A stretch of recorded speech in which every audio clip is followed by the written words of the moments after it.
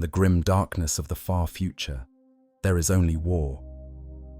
And at the center of humanity's dying empire sits a figure so shrouded in mystery, so wrapped in layers of deception and myth, that even after 10,000 years of worship, nobody truly knows what they're praying to. The emperor of mankind, the master of humanity, the anathema, the corpse emperor. He has 1,000 names, but beneath all those titles, beneath the golden armor and the radiant light that blinds the faithful, there exists a truth so disturbing that it calls into question everything the Imperium has been built upon. This is not a story about glory. This is not a tale of divine providence or holy purpose. This is a horror story about what happens when you look behind the mask of a god and find something altogether more human and infinitely more terrible than you could have imagined. Because the Emperor's true form, his actual physical appearance stripped of all psychic glamour and celestial grandeur, tells us more about the nature of the Imperium than any sermon from the ecclesiarchy ever could. You see, the Imperium worships an image, a carefully crafted illusion designed to inspire, to terrify, to unite. 10 trillion souls across 1 million worlds bow before a vision of golden perfection, a giant among men, radiating power and authority like a star given flesh. But that vision, that magnificent lie, is exactly that, a lie. And the truth beneath it is so much worse than the darkness the Imperium fights against, because it reveals that the foundation of humanity's survival has been built upon sand from the very beginning. What if I told you that the Emperor you think you know never really existed?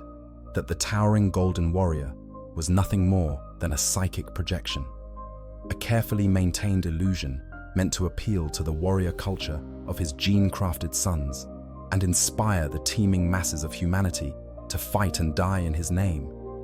What if the figure they've been sacrificing 1,000 psykers a day to sustain is something so broken, so diminished, that it bears almost no resemblance to the being who walked the stars during the Great Crusade? This isn't speculation. This isn't fan theory or wishful thinking. This is what the lore tells us when we dig deep enough, when we look at the accounts of those few beings who possess the ability to see past the Emperor's psychic defenses and witness him as he truly was. And what they saw would shake the faith of even the most devoted servant of the Imperium. Because the Emperor's true form reveals uncomfortable truths about manipulation, about the price of immortality, and about what happens when a being plays God for so long that they forget what it means to be human. So let's pull back the curtain. Let's examine the evidence, the testimonies, the rare glimpses we've been given of the Emperor's actual physical form throughout history. Let's talk about what the Sisters of Silence saw. Let's discuss what happened to his body during the final battle with Horus. Let's explore the rotting, skeletal thing that now sits upon the Golden Throne, kept alive by technology nobody understands, and sustained by the daily sacrifice of innocent psykers. But most importantly, let's talk about why this matters. Because the Emperor's true form isn't just a matter of physical appearance. It's a window into the fundamental deception at the heart of the Imperium, a deception so profound that if the truth were widely known, it might shatter the very foundations of humanity's last empire. The Imperium worships a corpse. They pray to a dying god who was never really a god at all. And the thing on the Golden Throne, the remnant of whatever the Emperor once was, may be so far removed from humanity that calling it human is itself a kind of blasphemy. This is the dark truth behind the Emperor's true form. And once you understand it, you'll never look at Warhammer 40,000 the same way again. Let's begin with the most fundamental deception, the lie that has persisted for over 10,000 years and continues to this day. The Emperor's appearance has never been what people thought it was. From the earliest days of his rise to power during the unification wars on Terra, through the glory days of the Great Crusade, and up until his internment upon the Golden Throne, the Master of Mankind has presented different faces to different people, not metaphorically, not in terms of personality or approach. Literally, different people have seen him differently, and that's not a bug in their perception. It's a feature of his design. The most common image of the emperor, the one that appears in countless works of imperial art and decorates the walls of shrines across the galaxy, shows him as a giant of a man. 9 feet tall at minimum, some accounts putting him closer to the height of a Primarch, clad in ornate golden armor that seems to radiate its own light. Long brown or dark hair flowing down to his shoulders, a square jaw suggesting strength and determination, eyes that burn with an inner fire so intense that most mortals cannot meet his gaze. Surrounding his head, an angelic halo of pure psychic energy. This is the form that inspired the Space Marine legions. This is the image that caused entire populations to fall to their knees in worship. This is what people think of when they imagine the Emperor of mankind. But here's the thing. According to Malcador the Sigillite, the Emperor's closest companion and most trusted advisor, the Emperor himself hated this form. It was a costume, a performance, a carefully crafted psychic projection designed to appeal to warriors and inspire the masses. Malcador explicitly stated that the Emperor intended to abandon this appearance once the Great Crusade was complete, once there was no more need for the god-warrior image that so effectively united humanity's scattered worlds under the imperial banner. Think about what that means. The golden giant, that space, Marines revered, that imperial army soldiers looked to for leadership, that caused entire civilizations to surrender without firing a shot, was essentially a glamour. A psychic illusion so powerful and so perfectly maintained that it became more real than reality itself. The Emperor was using his unmatched psychic abilities not just to fight enemies or guide the Astronomicon, but to fundamentally alter how people perceived him.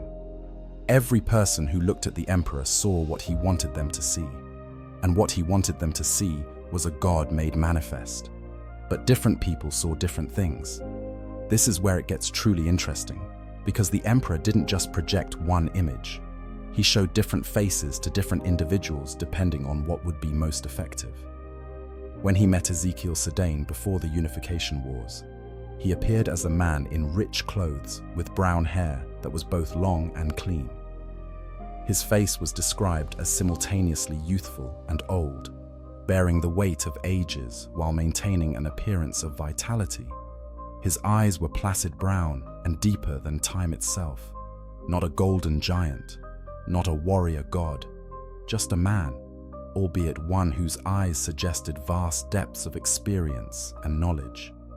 When the Emperor walked among normal people during various points in human history, he often appeared as whatever would be most inconspicuous or most effective for his purposes. Historical records suggest he lived as different people across thousands of years, sometimes male, sometimes female, sometimes neither, sometimes an elderly sage, sometimes a child, a peasant in one life, a king in another, a magician, a fool. The Emperor was whoever and whatever he needed to be at any given moment. This wasn't acting in the traditional sense. This was fundamental alteration of perception at the deepest level. None of this should surprise us. The Emperor was and remains the most powerful human psyker who has ever lived. His psychic might is so vast that it eclipses entire covens of trained psykers working in concert. He fought the Chaos Gods themselves in the warp for 10,000 years, while simultaneously projecting the Astronomicon and holding shut the broken webway portal beneath the Imperial Palace. Compared to those titanic efforts, maintaining a psychic glamour that made him appear as a golden giant would be almost trivially easy. It would be like asking an ocean to produce a single wave. The evidence for this interpretation comes from multiple sources throughout the lore. In the novel, The Last Church, we see the Emperor appearing to Uriah Olathera as a hooded figure in utilitarian clothes, completely unremarkable except for his bearing and the weight of his presence.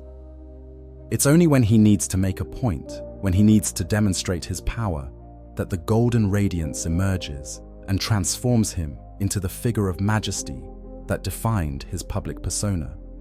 The transformation isn't described as him changing clothes or removing a disguise.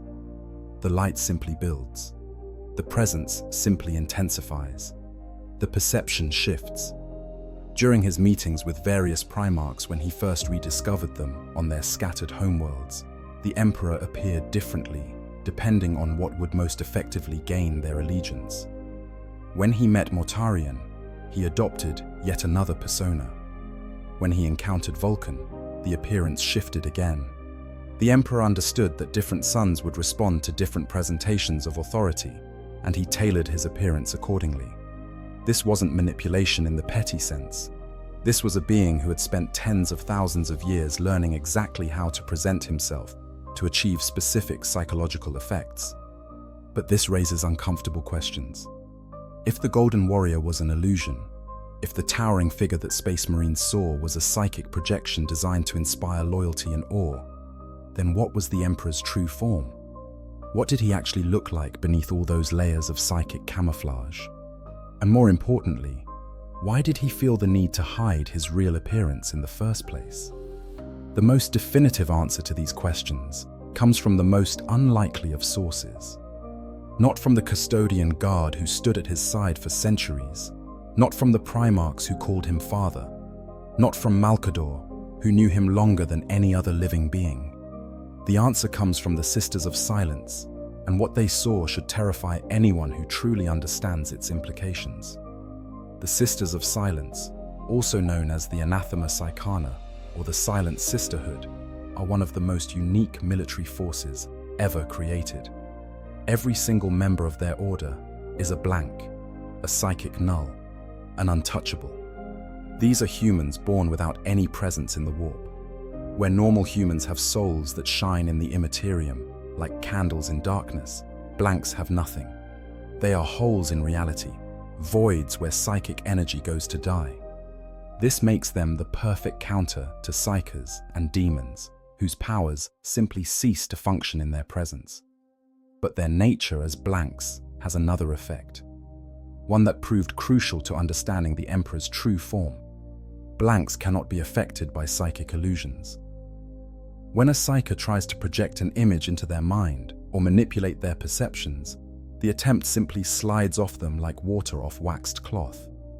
They see reality as it truly is, unfiltered by the warp, uncolored by psychic manipulation. And this meant that when the Sisters of Silence looked at the Emperor, they saw something very different from what everyone else saw. The most detailed account of this comes from Aaron Dembski-Bowden's novel, The Master of Mankind, which provides unprecedented insights into the Emperor's nature during the war in the Webway. Throughout this novel, we follow members of the Adeptus Custodes, the Emperor's personal guardians, as they fight to prevent demons from breaching into real space beneath the Imperial Palace. We also see perspectives from the Sisters of Silence fighting alongside them. And the difference in how these two groups perceive the Emperor is stark and revealing. To the custodians, the Emperor still appeared as a being of immense presence and power. Not the full golden giant of his public persona perhaps, but still recognizably the master of mankind.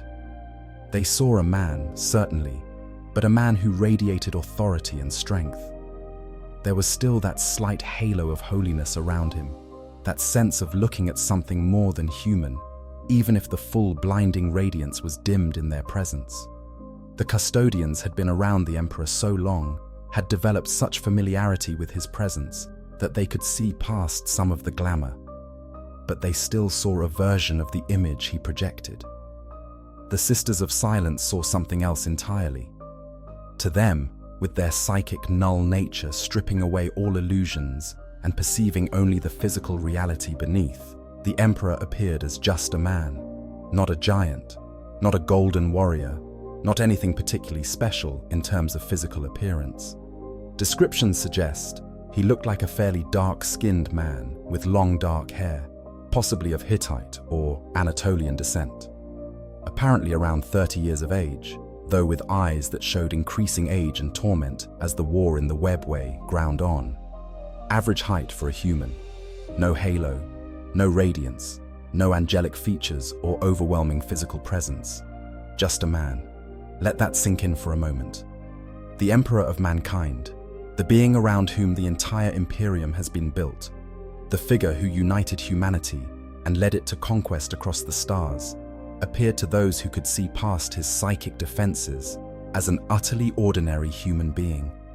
No towering stature, no golden armor fused to his flesh, no divine radiance emanating from his very pores. The golden giant was completely fake, a psychic construct designed to manipulate how people perceived him. But here's where it gets even more disturbing. Even this appearance, this ordinary man that the Sisters of Silence saw, might not have been his true original form.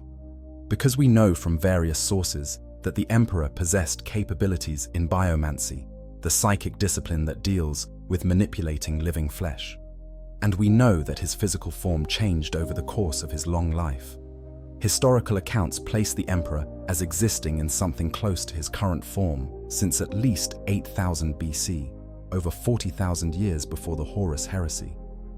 But he wasn't always the physical size he appeared during the Great Crusade.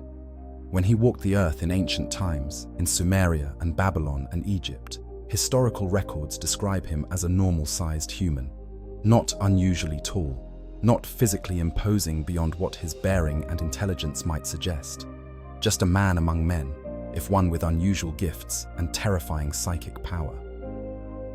So when did he become taller? When did his physical form change to match even part of the image he projected? The answer seems to be that he used biomancy on himself, gradually altering his physical body over centuries or millennia to be larger, stronger, more durable.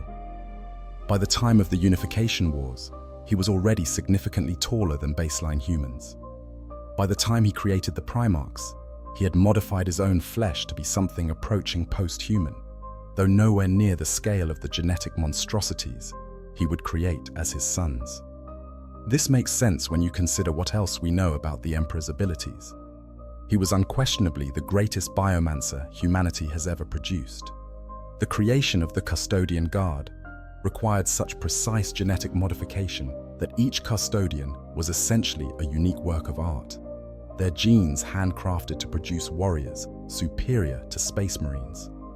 The creation of the Primarchs required even greater mastery, combining his own genetic material with warp energies and scientific knowledge far beyond what the rest of humanity possessed. If he could do that to others, he could certainly do it to himself. But this raises a troubling question. If the Emperor was modifying his own body using biomancy, if he was gradually making himself less human over the course of millennia, then what was left of the original person who was born thousands of years ago? How much of the Emperor was still the man he had been, and how much had he transformed himself into something else entirely? The Sisters of Silence might have seen past his psychic glamour, but they were still seeing a body that had been modified and altered beyond what nature had originally intended. The implications of this are profound. The Emperor that walked among the Primarchs, that led the Great Crusade, that fought Horus in the final battle aboard the Vengeful Spirit, was already something that could barely be called human in the traditional sense. His body was a construct, carefully maintained and modified over millennia. His appearance was a lie, changed to suit whatever situation he found himself in. And his psychic presence was so overwhelming that it drowned out any sense of what he truly was beneath all the modifications and illusions. And yet, for all his power, for all his modifications, for all the ways he had transformed himself into something beyond human, he was still mortal in one crucial way. He could be wounded, he could be damaged, and as we'll see when we examine his battle with Horus, those wounds would have consequences that not even he could have fully anticipated. Because the body he had so carefully crafted, the physical form he had maintained through millennia of effort, was about to be destroyed in a way that would fundamentally alter not just his appearance, but his very nature. But before we get to that, we need to understand one more crucial thing about the Emperor's pre-throne appearance. we need to talk about his armor, because there's evidence to suggest that the golden armor everyone associates with the emperor wasn't just ceremonial decoration. It might have been part of the glamour itself, or at the very least, a physical component that enhanced and focused his psychic projection. The armor, known in various sources as the One True Armor, or simply the Emperor's Aegis, was a massive suit of golden artificer plate that seemed to radiate its own light. Descriptions of it vary, but most agree that it was huge, scaled for something much larger than a normal human. Some accounts suggest it was Primarch-sized, which would make sense if the Emperor wanted to appear physically impressive to his gene-crafted sons. The armor was covered in eagles and lightning bolts, symbols of imperial authority that would become iconic across the entire Imperium. But here's the interesting part. If the Sisters of Silence saw the Emperor as a normal-sized man, and the armor was Primarch-sized, then there's a serious size discrepancy.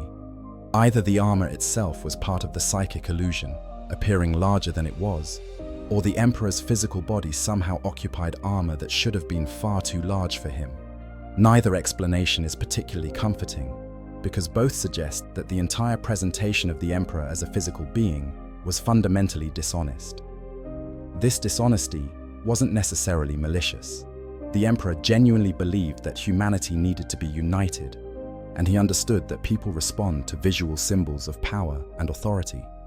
The Golden Giant, with his radiant armor, served a purpose. It made him recognizable across vast distances. It inspired loyalty and awe. It provided a focal point for humanity's hopes and aspirations.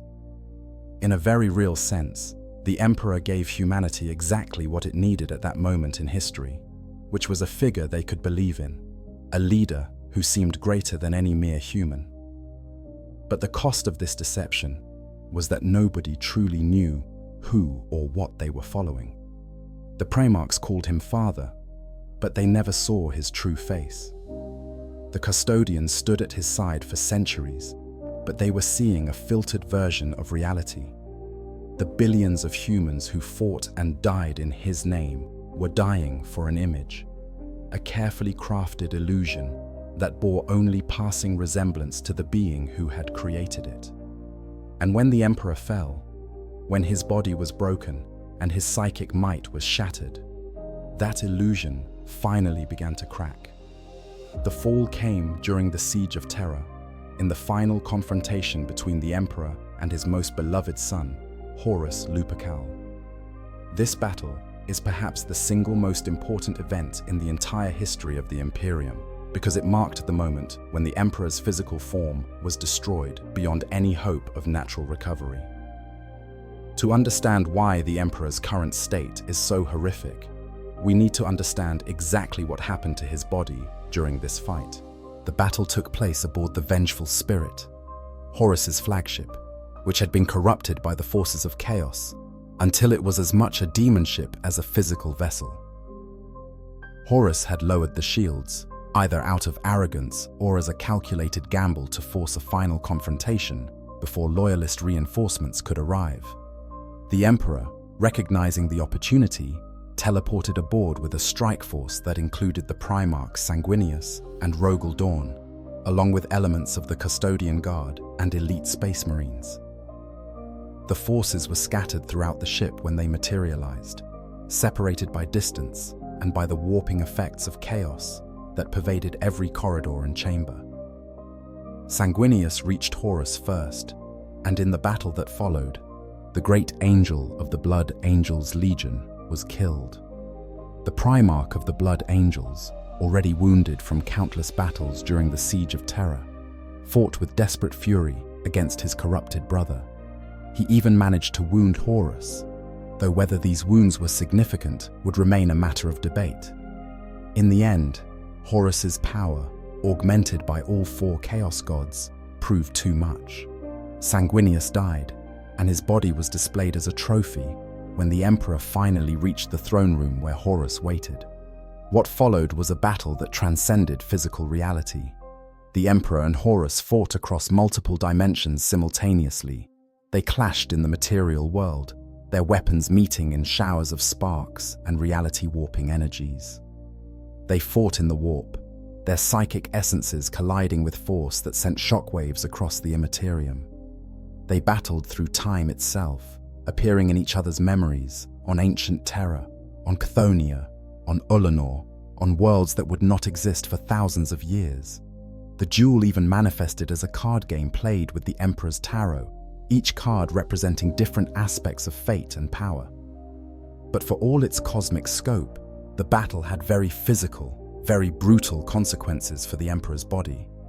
The accounts of exactly what injuries he sustained vary slightly depending on the source, but the general picture is horrifyingly consistent.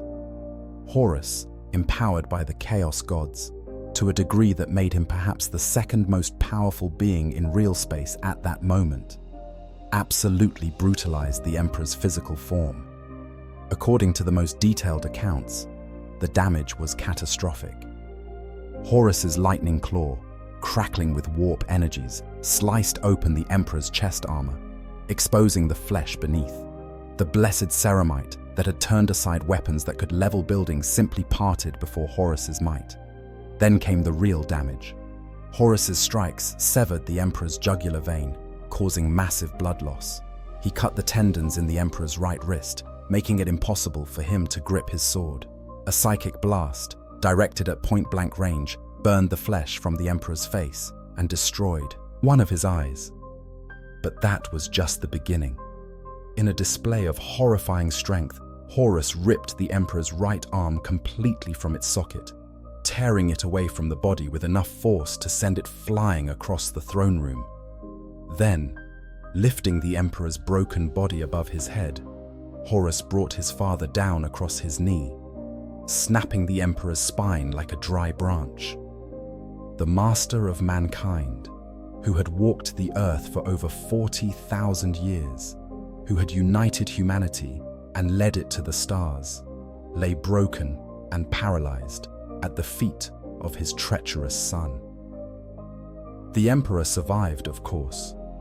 At the moment when Horus brutally killed a loyal imperial servant who had rushed to the Emperor's defense, possibly the custodian Ammon, or the perpetual Olanius person depending on which version of events you believe, something broke in the Emperor. Whether it was grief, rage, or simply the final acceptance that his son was truly lost, the Emperor stopped holding back. He unleashed the full measure of his psychic might in one terrible instant. The psychic assault was so powerful that it did more than kill Horus. It obliterated him. Every cell in his body was burned away. His soul was torn apart and scattered across the warp so thoroughly that even the Chaos Gods could not recover or rebuild it. Horus Lupercal, the War Master, the arch-traitor, ceased to exist in any meaningful sense. Not dead, not defeated, but erased, unmade, reduced to less than dust, to less than memory. But this final attack cost the Emperor everything he had left. The psychic effort required to permanently destroy a being who had been elevated to near godhood by all four ruinous powers drained the last of the Emperor's strength.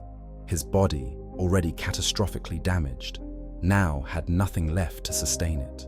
The psychic presence that had maintained his form, that had held his modified flesh together through millennia of existence, flickered and dimmed. For the first time in recorded history, the Emperor's glamour completely failed.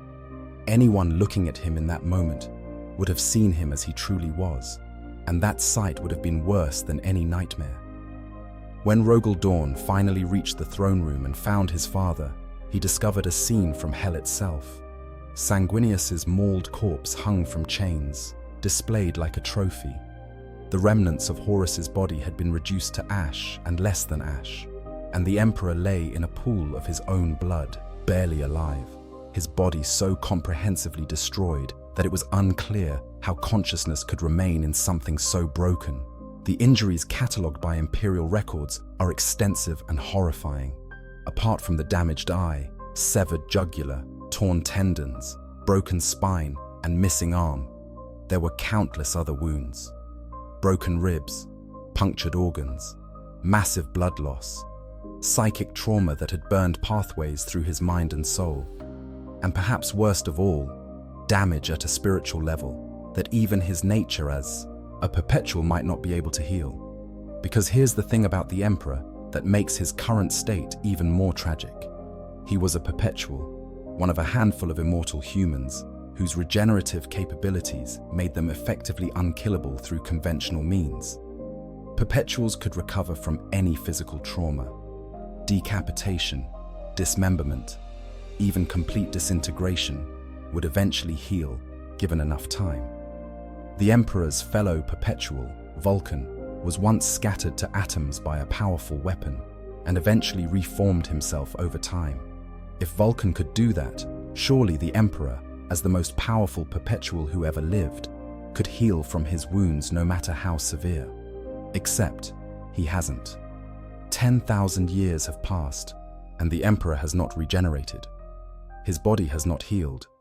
If anything, it has continued to deteriorate, slowly withering and decaying until what remains is barely recognizable as human. The question of why this has happened is one of the great mysteries and tragedies of the Warhammer 40,000 setting, because the answer tells us something profound about the price of immortality and the true horror of the Emperor's current existence. The reason the Emperor cannot heal, cannot regenerate despite his perpetual nature, has to do with what he has become and what is being done to him. When Rogel Dawn brought the Emperor's broken body back to the Imperial Palace, he found Malkador, the Sigillite, sitting on the golden throne, using his own psychic might to hold closed the breached webway portal beneath the palace. Malkador, the second most powerful human psyker after the Emperor, was dying from the effort. His body was wasted, psychic energy lashing across his shriveled form, tortured by the constant assault of demons trying to pour through the breach. The decision was made to transfer the Emperor from his failing body to the Golden Throne, to use that ancient device to sustain his life, while he used his psychic might to replace Malkador's efforts. But this required modifications to the throne, changes that would transform it from a psychic relay and webway interface into a life support system for a dying god. The tech priests of the Mechanicum worked frantically to make these changes, following instructions the Emperor himself provided even as he lay dying. When the transfer was made, when the Emperor's ruined body was finally placed upon the Golden Throne and the mechanisms activated, Malkador was released from his torment. The ancient Sigillite had held the breach closed long enough, but the effort had destroyed him utterly. As he was disconnected from the throne, the last flicker of life left him and his body crumbled to dust.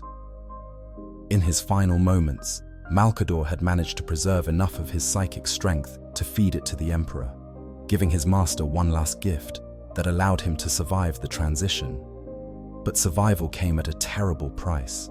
The Golden Throne requires an immense amount of psychic energy to function. Just keeping the webway breach closed, just maintaining the Astronomicon, just holding back the tide of demons constantly assailing the barriers around the Imperial Palace. All of these tasks require more power than any normal being could provide. The Emperor, for all his might, for all his psychic supremacy, found himself in a position where all of his energy, all of his focus, had to be directed toward these tasks. There was nothing left over for healing, nothing left over for regeneration. Every last scrap of his power had to be dedicated to keeping the Imperium from collapsing. This is the trap the Emperor finds himself in. He cannot leave the throne because doing so would allow demons to pour through the webway breach and turn terror into a new eye of terror.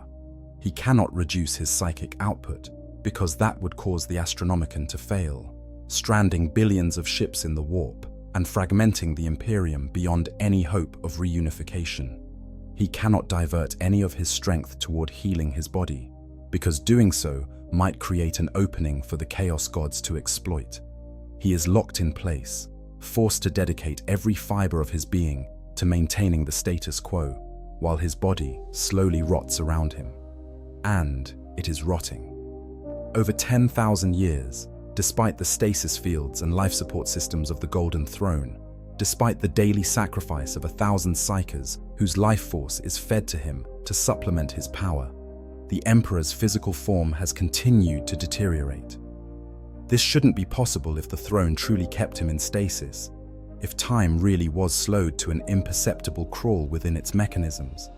But the evidence suggests that the Golden Throne doesn't work the way people think it does. It's not really a stasis field in the traditional sense. It's more like a suspension of the dying process, slowing it down but not stopping it completely. Current descriptions of the Emperor's physical form are nightmarish. His body is described as a ravaged corpse, little more than a skeleton wrapped in leathery skin. The flesh has withered away, leaving bones visible beneath translucent, desiccated tissue. The magnificent face that once inspired billions has been reduced to a skull covered in tight-drawn skin, the features barely recognizable. The missing eye socket is a dark hollow, a permanent reminder of Horus's assault. The body is emaciated, stick-thin limbs connected to a torso that shows every rib, every vertebra in the damaged spine. The golden armor, if it still exists in any meaningful sense, has likely fused to what remains of his flesh. More likely, the armor has been incorporated into the Golden Throne itself, becoming indistinguishable from the life support mechanisms and psychic amplifiers that surround the Emperor's failing form. What remains is not a man, not even a corpse in the traditional sense, but something in between. A thing kept technically alive through technology and psychic might, neither fully dead nor truly living.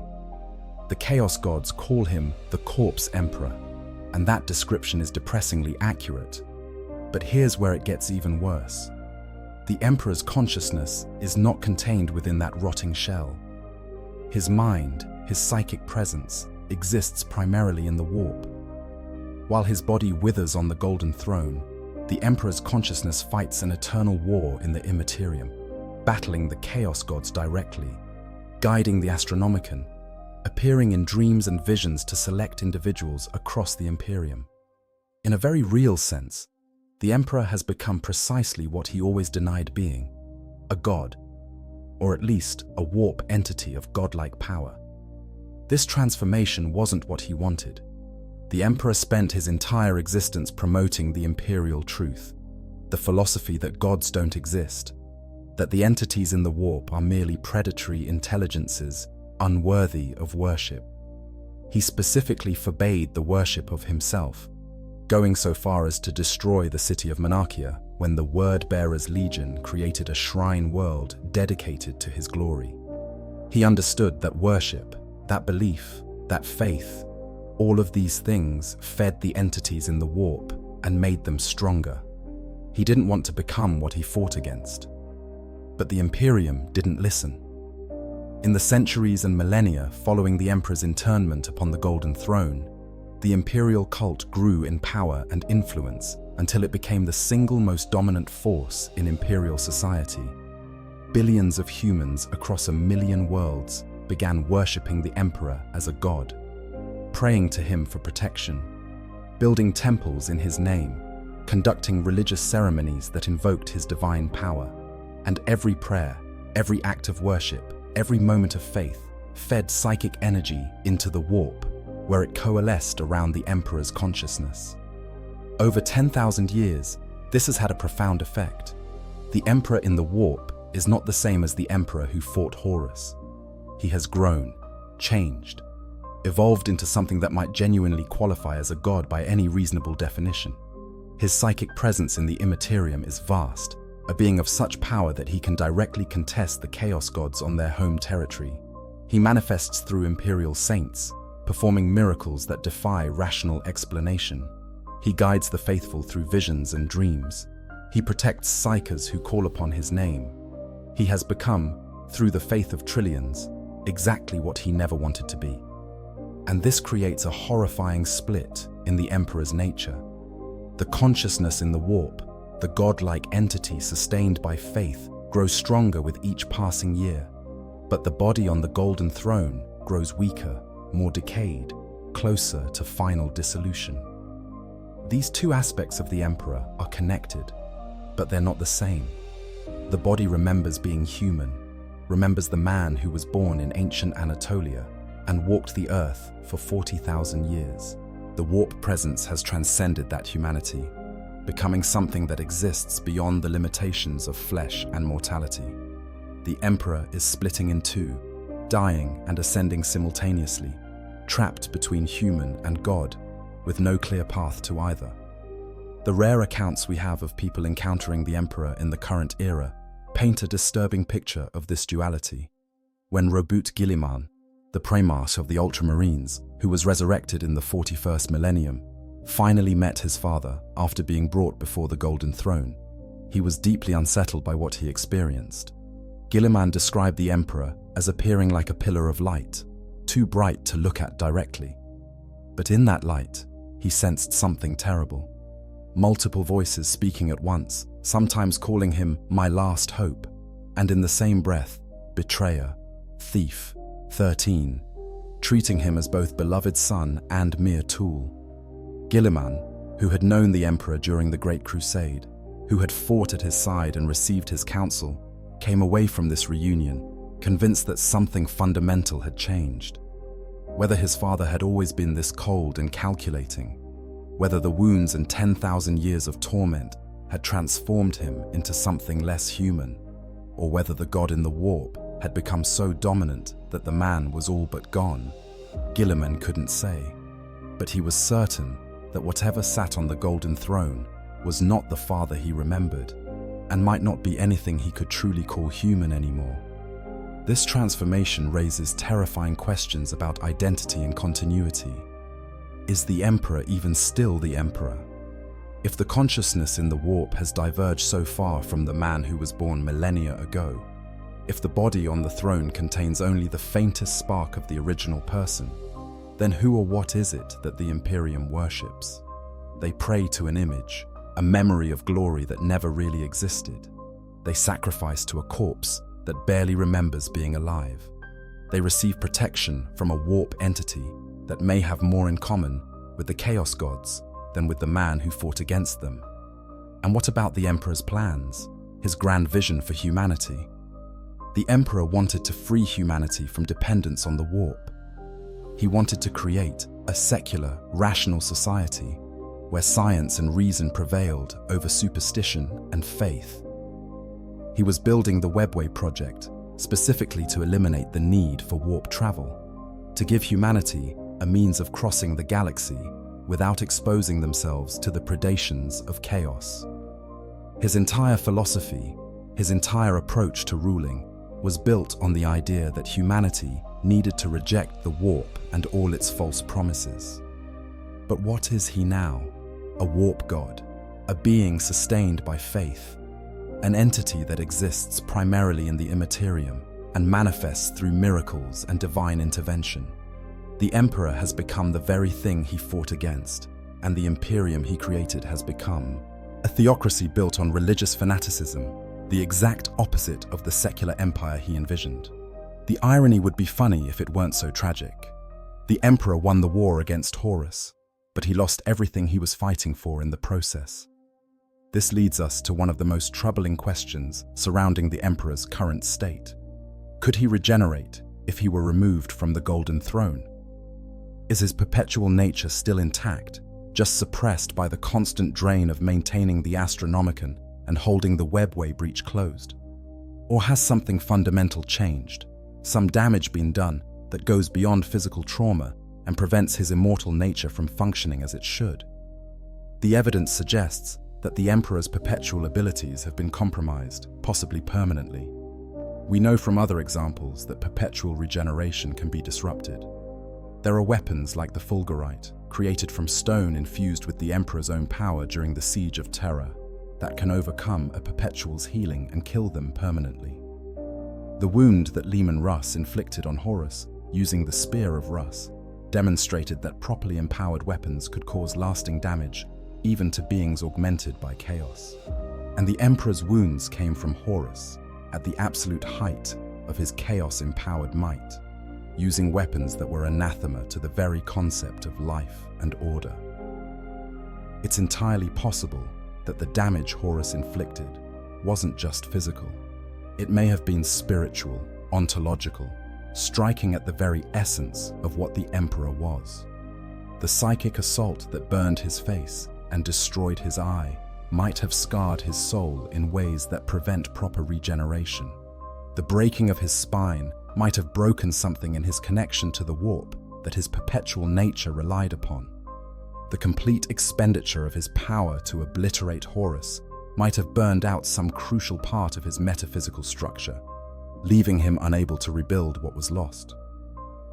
There's also the theory that the Emperor's soul was damaged by the sheer effort of fighting the Chaos Gods, both during the battle with Horus and in the millennia since. Malcador, the Sigillite, who was one of the most powerful human psykers ever to live, was completely destroyed by spending just hours on the Golden Throne. His body crumbled to dust, his soul consumed by the effort of holding back the warp. The Emperor has been doing this for 10,000 years. Even with the daily sacrifice of psykers to supplement his power, the strain must be unimaginable. It's entirely plausible that this constant, agonizing effort has damaged his soul to the point where regeneration is no longer possible.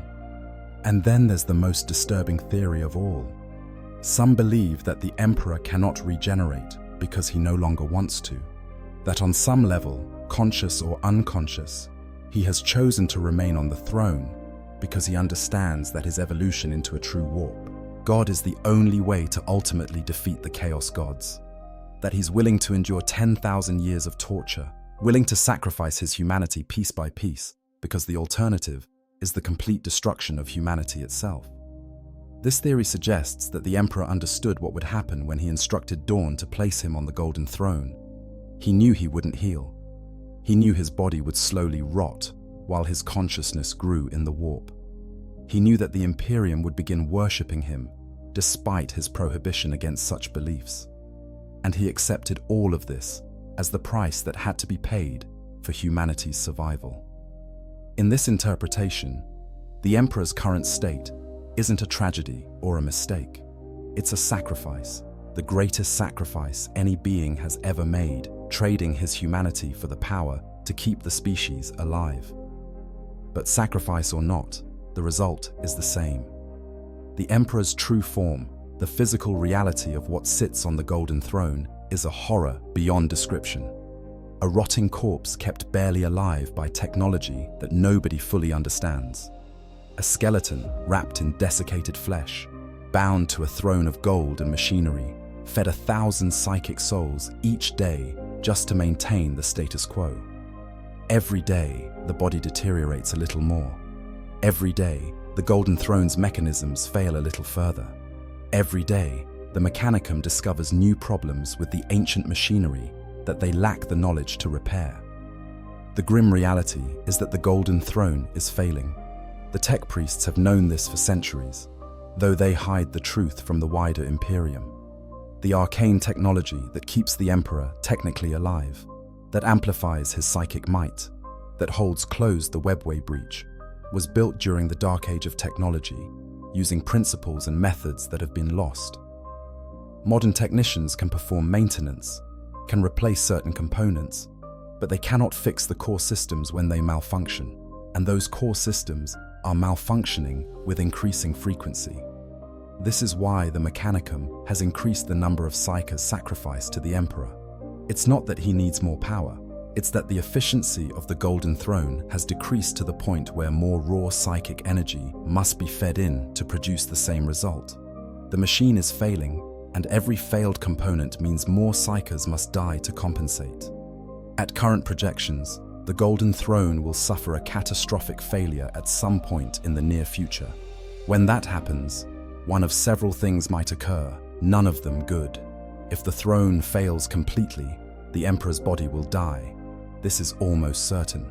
Without the life support systems maintaining his corporeal form, the withered corpse will finally succumb to the injuries sustained 10,000 years ago. But what happens next is a matter of debate and speculation. Does the Emperor, as a Perpetual, regenerate after true death? Would his warp presence, now so vast and powerful, be able to reconstitute a new physical form? Or would his soul be scattered, consumed by the Chaos Gods who have waited millennia for this opportunity? There's also the question of the webway breach. If the Emperor stops holding it closed even for an instant, Terra will be flooded with demons. The Imperial Palace, the largest structure in human history, would become the site of a demonic incursion that would make the war in the webway look like a minor skirmish. The Astronomicon would fail, cutting off warp travel across the entire Imperium and fragmenting humanity's stellar empire into millions of isolated systems. Even if the Emperor somehow survived and regenerated, even if he returned with renewed power and purpose, he would be returning to find the Imperium in complete collapse. But perhaps that's what needs to happen. Perhaps the only way for the Emperor to truly heal, to regenerate as a Perpetual should, is for him to die completely. For the body on the throne to finally cease functioning. For the consciousness in the warp to be released from its prison of flesh and allowed to fully ascend or fully dissipate. Perhaps the Emperor's current state is the worst of all possible outcomes, trapped between death and transcendence, unable to complete the transformation one way or another. Some Imperial factions believe this. The group known as the Illuminati, if they still exist, supposedly work toward the Emperor's rebirth through a ritual that would involve the sacrifice of thousands of his descendants, the Sensei. The Thorianism philosophy within the Inquisition posits that the Emperor's divine essence could be transferred to a new vessel, allowing him to walk among humanity once more. These beliefs suggest that the current situation is untenable, that the Emperor cannot continue as he is indefinitely, that some kind of transformation or rebirth is necessary. But the Imperial establishment will not allow this. Too much depends on the Emperor remaining exactly where he is. The Adeptus Mechanicum needs the Golden Throne to justify their quasi-religious relationship with technology. The Ecclesiarchy needs the image of the dying god to maintain their power over the masses. The Adeptus Terra needs the Emperor incapacitated so they can rule in his name without interference. The entire edifice of the Imperium has been built on the foundation of the Emperor's absence, and too many powerful people have too much invested in maintaining the current arrangement. So the Emperor remains on the throne, his body rotting, his consciousness expanding in the warp, caught between human and God, between life and death, between salvation and damnation. He is the ultimate victim of the Imperium's dysfunction, a being whose sacrifice is simultaneously holy and horrific, necessary and unforgivable. And the worst part is that there may be no good solution, no way to resolve his torment that doesn't result in catastrophe for the Imperium. He spent millennia building. This is the dark truth behind the Emperor's true form. The Golden Warrior was always a lie, a psychic projection designed to inspire loyalty to a cause. The man beneath the glamour was physically modified beyond baseline humanity, but still recognizably mortal.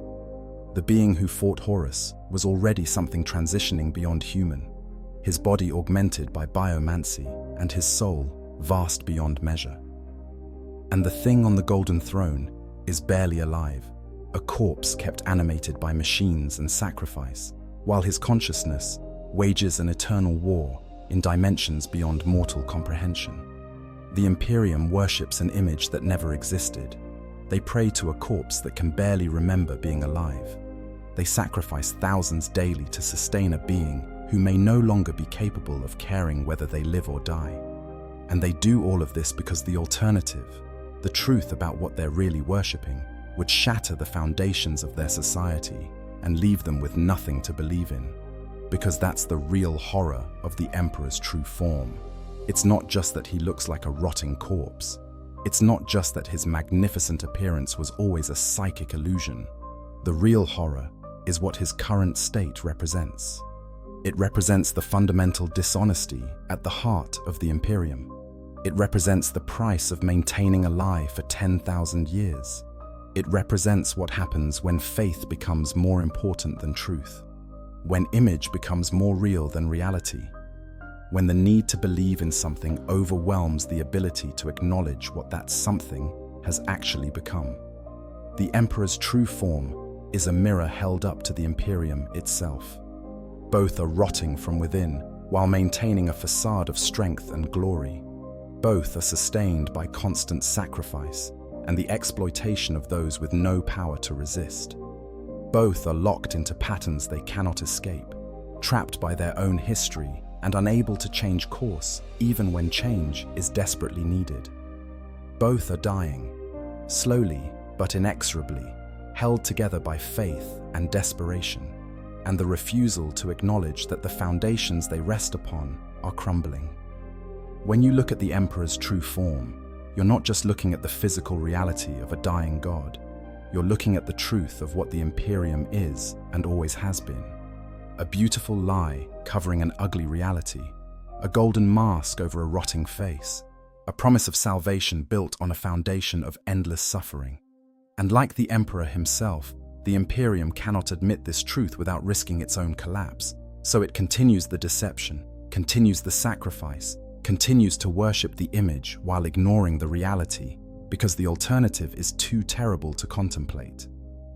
This is why the Emperor's true form matters, not because of vanity or curiosity about physical appearance, but because it reveals the fundamental nature of the Imperium in ways that no amount of propaganda can obscure. The Emperor wanted to create a rational, secular society free from the influence of chaos and superstition. Instead, he became the focal point of the largest religious movement in human history, worshipped by trillions who have no idea what they're actually praying to. He wanted to free humanity from the warp. Instead, he's become a warp entity himself, as much a part of the Imperium as the chaos gods he fought against. And his body, that rotting corpse on the golden throne, serves as a constant reminder of the price paid for these failures. Every psyker sacrificed to sustain him represents another lost soul, another individual whose life force is consumed to maintain a status quo that cannot be sustained indefinitely. Every day that the Emperor remains on the throne is another day closer to catastrophic failure. Every prayer directed toward him feeds the god in the warp, while the body continues to decay.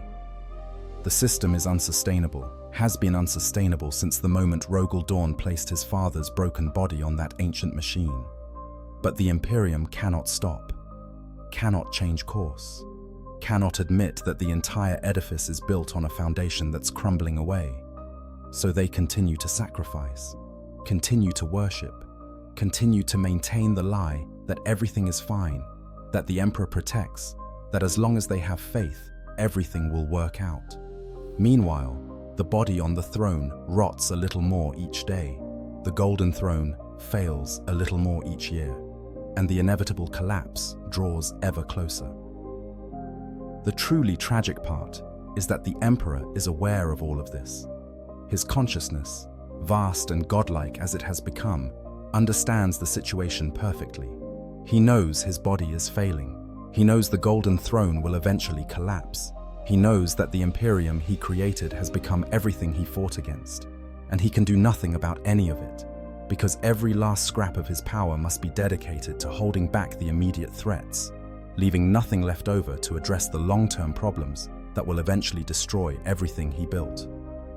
So he continues to exist, trapped in a state between life and death, watching as the Imperium slowly destroys itself in his name.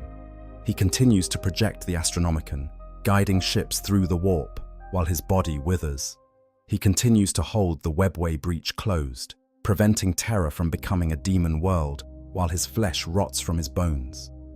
He continues to manifest through saints and visions, performing miracles to sustain the faith of those who worship him, even though he never wanted to be worshipped in the first place. And through it all, the lie persists. The Golden Warrior, the Divine Father, the God Emperor who watches over humanity and will one day rise from his throne to lead them to glory once more. This is what the Imperium believes, what they need to believe, because the alternative is acknowledging that their God is dying, that their empire is collapsing, that everything they've sacrificed for over 10 millennia may have been for nothing. The Emperor's true form is a rotting corpse kept barely alive by machines and sacrifice. But more than that, it's a metaphor for the Imperium itself. It's a warning about the danger of believing comfortable lies instead of confronting uncomfortable truths. It's a demonstration of what happens when faith replaces reason, when image becomes more important than reality, when the need to maintain power overrides every other consideration. In the grim darkness of the far future, there is only war.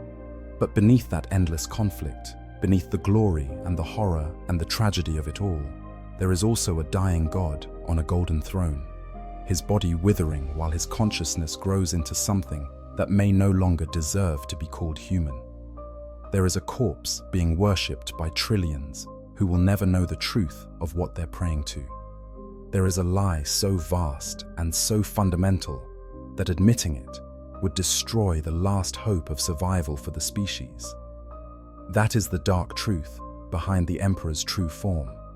Not just what he looks like, but what he represents. Not just the physical decay of an immortal being, but the slow death of everything he fought to build. Not just a body on a throne, but a symbol of humanity's desperate need to believe in something, anything, even when that something is little more than a beautiful lie covering an ugly reality. The Emperor protects, they say. And perhaps he does, in his own way, from his prison of failing machinery and rotting flesh. But the question we must ask ourselves is this: who protects the Emperor? Who will save the god from his own endless torment? And when the golden throne finally fails, when the body finally crumbles to dust, and the consciousness is freed to ascend or dissipate, what will become of the Imperium that has built everything on the foundation of his suffering? These are questions without comfortable answers. Questions that the Imperium refuses to ask because asking them means confronting truths they cannot bear to acknowledge. So instead, they maintain the lie, continue the sacrifice, and worship the image while the reality continues to decay behind its golden mask. This is what it means to understand the Emperor's true form. Not just to know what he looks like beneath the psychic glamour, but to comprehend what his current state represents for the Imperium and for humanity as a whole. It is to look upon the dying god and see not just a being in torment, but a civilization that has lost its way so completely that it can sustain itself only through the endless suffering of the very figure it claims to worship. In the end, the Emperor's true form is exactly what the Imperium deserves. Both are hollow. Both are dying. Both are sustained only by lies and sacrifice, and the refusal to acknowledge that the end is approaching, whether they're ready for it or not. And when that end finally comes, when the golden throne fails and the Emperor's body finally succumbs to injuries 10,000 years old, we will see whether the god in the warp can save what the man on the throne could not. If you enjoyed this deep dive into one of Warhammer 40,000's darkest truths, please consider subscribing to the channel and hitting the like button. There are so many more horrors and mysteries in this universe to explore, and I'll be bringing you more content that goes beneath the surface of the lore to examine what it all really means. The Emperor's true form is just one piece of a much larger picture, one thread in a vast web of deception and tragedy that defines the Imperium of man. And I'll be here to help you understand it all, one nightmare at a time. Thank you for watching, and remember, the Emperor protects. But from what and at what cost is a question each of us must answer for ourselves.